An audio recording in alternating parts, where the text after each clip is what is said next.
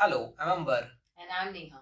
We are parents of a gifted child who's on autism spectrum. Through our YouTube channel, we want to help parents with children on the autism spectrum learn more about autism, avoid a lot of myths that are there related to autism, as well as provide practical tips and strategies that can slightly help ease the parenting journey for you. Now, all our content is well researched, but please remember that every child is unique and there is no way that this video replaces any kind of a professional or a medical advice or intervention. If you find this video helpful, please like it, subscribe to our YouTube channel, and further share it with parents you know whose child may be on the spectrum. Remember, you are not alone in this journey, and together we can create a better future for our children. So today we are going to talk about autism warrior parents and how they are actually, some of their actions are actually bad for their children. So, do you know who the autism warrior parents are? Are you aware of this term? We also were not very sure about what it is till we read about it and till we researched about it. We always thought, and I think it's the common mistake which all of us make, that it is a fight against or for the autistic children. It is a little against them. It is, they insist on supporting their autistic kids either by trying to take care, trying to cure them, not taking care of them, but cure them, and by putting non-realistic goals on them. Now, we all know our children on the spectrum, they are different, they are unique. Any child is unique, but our children are, I would say, they are differently abled. They have better things in certain ways. But autism warrior parents, they try to fit them into a box. They're hell-bent on fitting them into the, into our society, which is let's say which follows certain norms, and we are trying to get our children right into that. So what kind of a parent are you? Are you raising a happy autistic child, or are you raising a child who's traumatized? An autism warrior parent, or a parent who wants to see his child grow to be happy and safe, we sometimes might be under the influence of this category too. It can be unconscious. We are trying to help them, but we are not helping them. What is happening is autistic people, generally, they function the best when they're given the correct or suitable environment. Accommodations are tailored according to their needs. They're made to do things in an environment which keeps them happy. A thriving ambience, not something which is thwarting them. We believe parents and non-parents all agree that the parenting approach might differ for everyone, but mostly good parenting fulfills two basic needs. It makes children feel safe and it makes them feel loved. But then there is another set of parents, the parents of autistic kids, who are too often encouraged to pursue approaches that traumatize and alienate their kids. They are generally known as autism warrior parents. And people caring for autistic children can learn a lot from their mistakes, including us. And I keep coming across a lot of parents who have put their children into, a lot of different activities, especially team activities. They are proud of the fact that they have put their child for cricket, for basketball, for football classes. Now, all of them are basically team sports, right? Where the child is supposed to play and coordinate with a lot of different other children. A lot of them are of the belief that putting them into many team sports would magically take that child out of the autism spectrum, or that spectrum, which we all know is not going to happen, because autism cannot be cured, or forcing the child into a team will not magically cure his autism. Yeah, they might a little bit learn to adjust in a team environment, but then it's not going to remove the autism. And some parents so overdo this that the child doesn't get time to rest or relax in between.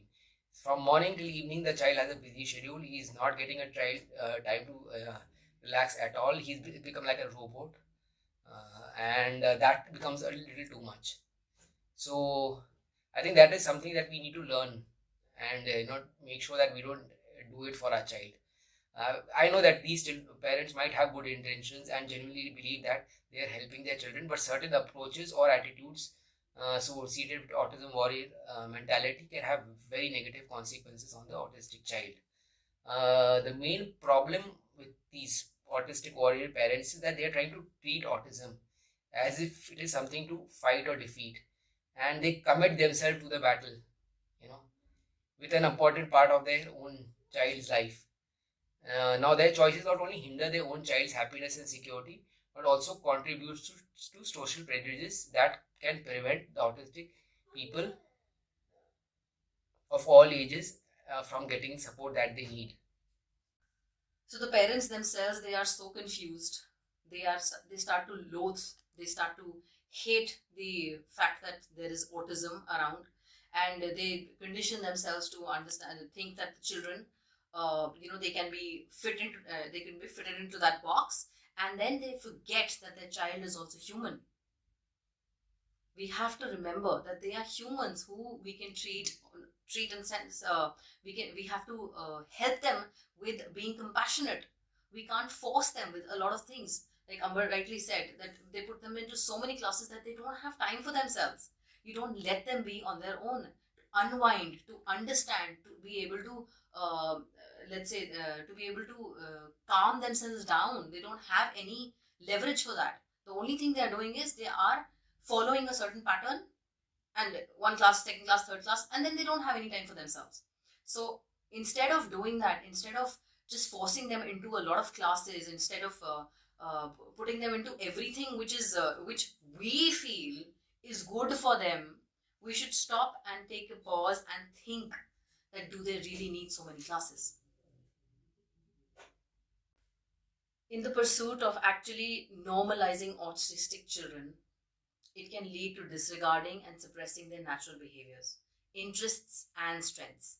So instead of actually letting them explore and figure out for themselves what they like, what are their interests in, we are forcing them into things which they might not like, which they might not enjoy. So we should stop that. We should reduce it. We should wait for it. This approach can cause anxiety, it can cause stress, it can have feelings of inadequacy for the child, because they are being forced to fit into something. It is the society expects it, so we are doing it. We all are afraid of the society to some extent, and that is what happens. We stop to show respect to our children. We need to stop saying things to them in the public, especially something which is negative. We see them doing something which is which is not normal. That's what we say. But every child is different. They will do something weird. They will explore. But don't shun the child at that time, because the child starts to feel inadequate. He feels that there is something wrong with the child himself, and then he will stop exploring. You should also understand. You should also understand that a child. There are some children who do not like being touched. They do not like being put into games which involve other children. So respect that fact. Put a bar there. Put a line there, that you're going to respect that fact and you're going to put them only in things which they like. They will flourish. Another thing that a lot of parents do is fall into the trap of pseudoscientific treatments. There are a lot of too many of these false treatments on social media, on the internet, which say that they can cure autism either through diet or through stem cell therapies or through certain injections or due to some unproven therapies, and a lot of parents fall into that trap. There's also a supplement which is there, and they claim to that by eating that supplement, the child will start the brain will get boosted, and the autism will get cured. The child will start speaking all those nonsense, which is not actually is not true. So, and parents are we as parents are gullible, and we fall into that trap. We all are desperate to see our children talk. Like, we want them to talk, but it's okay. Then there are some stem cells injections which are there also, which we come across a lot, which promise that that will cure the child. And so the parents force a lot of unproven, unscientific treatments on their child, with the hope that the child would get cured, magically cured, or would recover, or the symptoms would reduce. But most of the time, a lot of harm is done rather than good. So that is again a big Sure. issue, and that we should avoid. Then there's the promotion of functioning label. We also always have our children, tagged into high functioning or low functioning. Now it's not, it's a range. The autism spectrum is a range, and somehow parents feel that if the child is on the high functioning spectrum, then he is as good as a normal child, and he's not on the spectrum, and he can do what a regular child can do. And they start forcing, we start having expectations, high expectations, and then we start forcing the child with a lot of things. We start pressurizing the child, do this, do this, do this, putting them into the whole work again. Then constantly, when we try to constantly strive to fix our child's autism, it can impact their own self-esteem. Now imagine the child has autism and you're trying to force them to be treated as normal, or you're trying to that can, or you are trying to behave in a certain way in front of non-autistic people or non-autistic adults. That can in some way impact the child's self-esteem and self-acceptance. Autistic individual may feel that they're not enough and there's something inherently wrong with them. Whatever we do, we don't have to get that particular feeling into the child. I think it is with all human beings. Actually, we tend to demean people. Yes. We try attacking and highlighting the negatives, which automatically impacts their confidence. If it's with us, poor little children, atypical children, if they're not even able to express. So why put them under such pressure and in such a situation where they have to deal with such things? There's always a lot of times there's a disregard for their autistic perspective or behavior. A lot of us as parents, a lot of autistic parents can fall into the trap of pressure from society or opinions of people or non-autistic individuals who actually have no experience of how autistic children are, but they will how they function. But the parents will fall into that trap, and then whatever these unexperienced individuals or people would talk about, okay, let him do this, he will get over it, or they will start proposing. We always, especially when the child is diagnosed with autism, we will have a lot of unexperienced people, neighbors, family members, who will start giving their own treatment without having any idea what autistic child faces. So overdoing, what under society's pressure, and over listening to such people can actually, instead of having a good impact, can actually have a negative impact.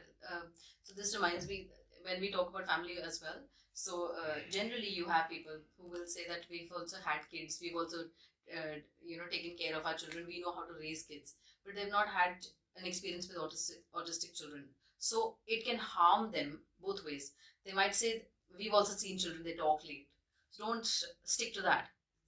If it's your gut feeling that you need to take therapy for your child, go ahead with it.